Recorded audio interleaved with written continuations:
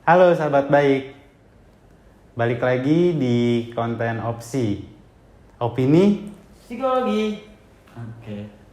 Nah kali ini nih opsi bakal ngebahas tentang second account yang kemarin udah sempet gua coba nanya-nanya di Instagram gue, di Instagram psikologi kita juga.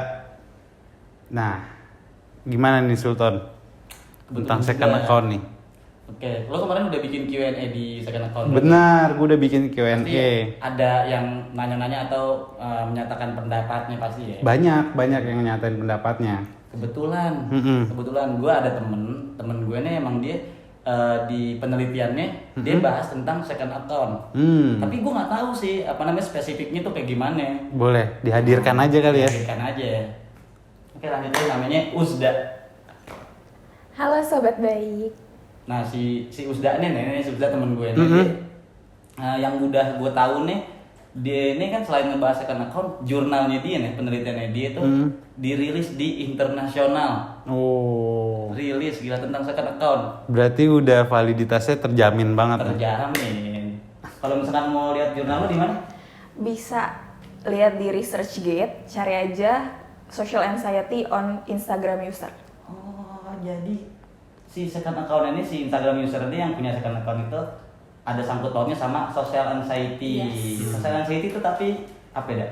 Social anxiety itu perasaan resah atau kecemasan saat lo menghadapi situasi sosial gitu. Jadi awkward atau kikuk gitu atau resah lah menghadapi situasi sosial. Canggung gitu. Canggung ya kayak gitu. Bingung ya. Shy cat. Shy cat. Malu-malu kucing. Malu kucing. Bagus. Tapi berarti tadi kan gue udah nyinggung tentang Instagram lo, penelitian lo. Emang apa sih maksudnya spesifiknya lo bisa jelasin nggak? Jadi gue tuh neliti tentang kecemasan sosial para pengguna second account di Instagram. Second Second account. Berarti emang Spesifik berarti tuh. Spesifik, kan? karena menurut gue ini fenomenal ya. Kenapa orang-orang sampai harus punya second account gitu. Padahal kan ya udah main Instagram aja gitu kan. Iya. Nah kebetulan banget tuh Husda penelitian tentang second account dan di Instagram. Gue juga kemarin bikin kayak polling Q&A gitu di Instagram. Dan rata-rata jawaban dari teman-teman follower dari psikologi kita, follower gue juga, itu mereka tuh merasa kurang bebas, makanya mereka punya second account. Bener. Intinya. Gue juga sempat beberapa nanya nih ke teman-teman gue yang memiliki second account di IG, gitu kan, di Instagram khususnya. Dia menyatakan bahwa karena tuh untuk bebas berekspresi, berarti kan dia merasa nggak bebas gitu kan. Tapi apa nih yang membuat dia nggak bebas berekspresi? Kalau menurut lo gimana? Iya, gue juga berangkat dari fenomena-fenomena kayak gitu ya, karena di sekeliling gue juga banyak orang-orang yang punya second account di Instagram. Gue jadi bertanya-tanya lah, kenapa sih orang tuh harus main second account? Makanya gue coba meneliti secara psikologis ya, apa yang mendorong mereka sampai bikin second account di Instagram, apa yang salah dari fenomena ini gitu kan. Jadi gue temuin awalnya nih ya, kita kan tahu lah ya di berita-berita, bahkan ada dokumenter Netflix yang tentang social dilemma. Itu kan menggambarkan betapa platform media sosial, salah satunya Instagram ini tuh ternyata punya dampak buruk buat mental health, buat kesehatan mental masyarakat, banyak orang lah pokoknya. Nah, dari yang udah gue telusuri, itu tuh BBC News pernah meneliti di UK, sebanyak sekitar 1.400-an orang umur 14-24 tahun, ternyata Instagram itu adalah sosial media paling tinggi yang berdampak pada kesehatan mental orang-orang, baik itu kecemasan, depresi, kesepian, atau penindasan kayak cyberbullying gitulah pokoknya. Dan itu ada di Instagram gitu. Akhirnya gue telusuri lagi berkaitan dengan si second account ini. Jadi banyak orang yang bersembunyi di balik second account gara-gara dampak buruknya itu kepada kesehatan mental gitu. Dan ternyata ada banyak banget faktor yang mempengaruhi itu. Salah satunya kalau dari penelitian gue ada keterbukaan diri. Terkait tentang konten-konten yang dia sampaikan di Instagram, apa aja yang dia post, apa aja yang orang lihat. Salah satunya yaitu keterbukaan diri, dan ada juga konsep diri, gimana dia mempersepsikan atau dia punya pandangan tentang dirinya tuh kayak gimana. Itu berpengaruh juga sama kecemasan dia dalam bersosial media, makanya dia main second account.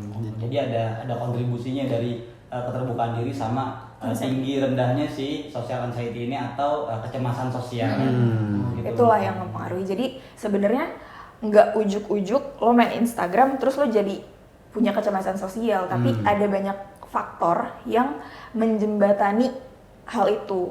Kayak mungkin dari lo membandingkan diri lo dengan orang lain, kan itu umum terjadi ya.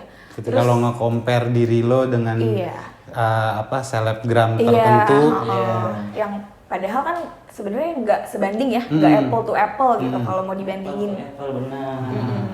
Jadi ya banyak lah aspek-aspek yang menjembatani dampak kesehatan mental pada penggunaan Instagram itu sendiri. Terus yang menjadikan orang ini sampai memutuskan untuk dia punya second account itu, selain itu ada lagi gak? Kalau menurut lo gimana, Bang? Dari yang pertanyaan-pertanyaan lo deh, dari yang tadi lo Q&A itu, ada gak yang underline gitu? Iya, kenapa orang punya second account gitu ya? Jadi mungkin dia membentuk circle baru lagi. Jadi di dalam circle-nya dia pengen punya circle kecil lagi, yang orang yang lain tuh nggak mau dia kasih tahu tentang dirinya gitu. Makanya, nah itu dia kalau yang gue lihat. Kenapa dia tadi bisa dikatakan gak bebas, terus dia membentuk dirinya lagi yang baru. Berarti selama ini apakah dia belum menjadi dirinya? Nah, sampai Eric Fromm pernah bilang tuh, teorinya dia tentang to be being. Jadi lo menjadi diri lo sendiri. Di dalam to be being itu, jadi ada prosesnya sampai dia ada 5 kebutuhan manusia, kata Eric Fromm. Salah satunya itu adalah sense of identity. Jadi kebutuhan untuk menjadi diri sendiri. Setiap manusia tuh memiliki itu, kebutuhan untuk menjadi dirinya sendiri. Makanya dia mencari untuk menjadi dirinya sendiri, dia mencari yang mungkin dia rasakan itu dia dapat dari dia membuat second account itu.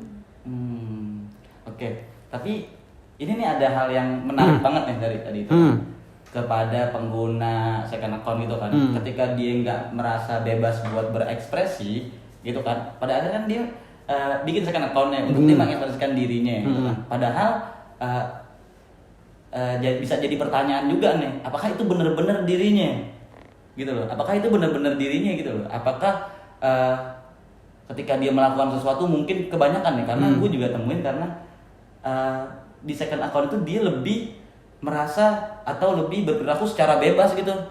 Kadang ada yang lebih kacau lagi ya, lebih kacau lagi, lebih vulgar gitu ekspresinya, lebih kayak dia melakukan hal-hal yang enggak, sebenarnya itu yang di luar dirinya. Dan bahayanya ketika itu dijadikan sama dia, distatementkan sama dia, dinyatain bahwa itu diri gue sendiri, dan itu membuat gue nyaman. Itu sih yang menjadi kayak, apakah itu bener diri lo gitu. Apakah itu bener lo nyaman sama hal-hal yang lo lakuin itu?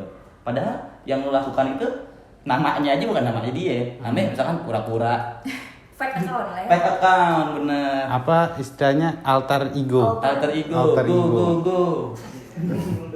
Nah, di Instagram yang kemarin sempat gue share tentang apa yang menjadikan lo pada punya nih, teman-teman follower gue punya second account. Ada tuh yang jawab, yang reply, dia bilang kalau second account-nya ini terlalu banyak sama teman-teman kantor, sehingga dia butuh membuat branding baru terhadap dunianya dia di kantor, sehingga ketika dia di luar dari kantor dia nggak mampu lagi untuk mengekspresikan hal tersebut gitu. Makanya dia bikin second account yang cuma temen-temennya aja gitu, di luar dari temen kantor. Iya, jadi emang banyak berarti alasan-alasannya tuh yang mungkin nggak menjadikan sebuah solusi ya buat emang dia menjadi dirinya, atau kebebasan berekspresinya gitu kan. Ada juga emang kayak takut ketahuan pacar. Ada. Takut Buat mantau pacar.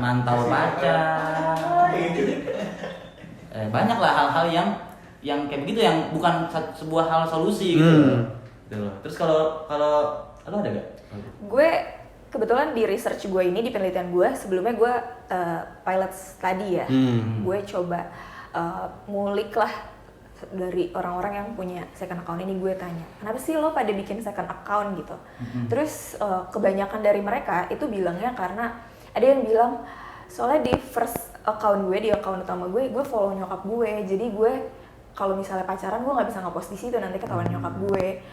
Atau kayak yang tadi udah diceritain juga, kayak gue nggak mau aktivitas gue dilihat sama teman-teman kantor gue kayak gitu. Jadi banyak juga yang makanya second account sebagai tempat bersembunyi ya, bisa kita bilang, untuk mengekspresikan dirinya tadi yang kayak Sultan juga udah sampein kayak gitu. Dia kalau tadi balik lagi ke Eric Fromm kan, dia ketika dia berproses untuk menjadi dirinya, nah dalam prosesnya itu dia melarikan diri justru, bukan menjadi dirinya. Itu sih yang gue tangkap dari fenomena second account. Setuju banget. Nah, berarti kan tadi udah ada fenomena-fenomena yang udah kita bahas ya tadi ya, tentang second account ini yang mengakibatkan banyak hal gitu, apalagi second account di Instagram ataupun di platform lain gitu, di aplikasi-aplikasi lain. Berarti kan bisa kita simpulkan bahwa kita perlu bijak dong dalam bersosial media, dalam kehidupan sosial media, karena ada juga nih yang udah jadi apa juga, dia menyatakan bahwa kehidupan sosial media tuh menyedihkan, patetik apa? Menyedihkan. Udah tahu. Emang sebelumnya Iya, patetik, gue apaan gitu kan? Gue taunya hektik doang. Sama. Iya, ternyata patetik. Bener nggak coba nih? Sebenarnya patetik, menyedihkan gitu kan. Pronounce-nya benar gak pronounce-nya? Gak tahu itu. Apa tanya Mbak Google, kan Google Translate bisa ngomong. Kalau menurut editor gimana? Patetik. Pronounce-nya benar gak tuh? Kurang jaksel. Oke. Iya, nah jadi berarti kan kita perlu bijak dalam bersosial media ya, dalam bermain sosmed itu kita perlu bijak. Terus juga tadi bisa menjadi diri sendiri ataupun benar-benar mengekspresikan apa yang emang lo sukai, gitu kan? Apa yang emang membuat lo nyaman untuk lo lakukan, gitu. Terus juga biasanya nih, apa sih yang sebenarnya yang lo butuhkan, gitu kan? Berarti kan ketika orang melakukan sesuatu ataupun dia berekspresi di sosmed, dia kan pasti membutuhkan perhatian gitu. Validasi. Ketika orang membutuhkan perhatian, otomatis dia akan melakukan sesuatu perilaku. Baik itu perilaku yang sesuai ataupun yang nggak sesuai. Nah, tapi bukan berangkat dari perilakunya, tapi apakah dia mendapatkan nih perhatian tersebut. Perhatian itu sesuai gak dengan ekspektasinya dia. Ketika nggak sesuai itu kan, wah tadi akan berdampak tadi. Ya, harapannya nggak sesuai sama yang dia dapetin, realitanya akhirnya down. Nah, makanya kalau bagi gue, sebelum lo membutuhkan perhatian dari orang lain, lo perlu perhatian dulu sama diri lo sendiri. Perhatian sama diri sendiri.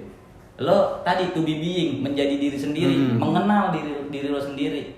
Tahu nih, sadar aktivitas yang lo lakukan tuh apakah ini memang diri lo sesuai, baik atau tidak baik gitu. Itu kan namanya sesuai kan. Itu kan namanya lo benar-benar bisa perhatian sama diri lo sendiri. Ada kontrol dirinya juga. Sebenarnya mirip-mirip kayak yang tadi lo bilang ya. Jangan sampai kita dikontrol sama si Instagram ini. Tapi kita harus punya kontrol diri kita sendiri. Menurut gue sekarang tuh Instagram udah mulai sadar sama dampak yang mereka buat terhadap kesehatan mental. Jadi udah banyak fitur-fitur yang mereka kembangkan lah untuk membantu usernya ini, penggunanya. Jadi kayak lo bisa nge-hide orang-orang yang nggak pengen lo lihat, lo bisa mute mereka, lo bisa pakai close friend gitu. Jadi jangan sampai lo dikontrol sama social media, tapi lo harus bisa ngontrol diri lo sendiri. Karena kadang kan kita ini ya expect dari orang lain. Makanya tadi ada perbandingan diri di Instagram. Kita bisa menekan faktor-faktor itulah untuk lebih bijaksana lagi dalam bersosial media. Jadi diatur ekspektasinya ya. Iya. Diselarasin kebutuhan lo sama kebutuhan ketika lo melihat orang lain. Karena kadang kan si Instagram ini tuh ngebangun norma baru, ya kan? Kayak misalnya ada beauty standar kecantikan gitu, yang kayak gitu-gitu yang harus bisa dihindari gitu sih. Kontrol diri tentunya. Iya. Jadi dengan kontrol diri tadi ke ketidakbaikan second account yang dimana ketika lo dikontrol oleh sosial media sehingga lo nggak mampu lagi mempunyai kontrol atas diri lo. Iya betul. Oke. Jadi tadi itu penting banget ya, berarti bijak ya. Nah. Jadi merangkum tadi dari Sultan dan dari Husda, ketika lo menjadi diri lo sendiri, lo nggak butuh lagi tempat untuk sembunyi. Oke. Jadi setuju banget. silakan menjadi diri lo sendiri. Iya, kalau kita udah punya validasi tentang diri kita yang penuh, kita nggak butuh validasi orang lain untuk merasa penuh. Kayak gitu. Oke. Perhatian sama diri lo sendiri. Jadi kita nggak cari perhatian dari orang lain. Good. Setuju. To be being. To be being. Oke. Oke. Terima kasih sahabat-sahabat baik. Pulang terima kasih, tadi ada terusnya gue tuh. Oh. Oke, thank you sahabat-sahabat baik. Jangan lupa like, subscribe, komen. Pokoknya kalau mau cerita tentang apa aja bisa tinggalin di komen atau di Instagram ada di @konsultingpsikologi kita, ntar ditaruh lah pokoknya. Oke. Usda diajak lagi. Oh iya, Usda juga akan diajak lagi. Terus juga lo jangan lupa buat share di grup keluarga. Wah iya tuh benar. Share ke teman-teman lo yang punya second account. Oh iya. Good. Oke, thank you. Bye bye. Bye bye, sahabat baik. Iya, belum record. Iya. Lucu banget. Demi. Seriusan. Yeah.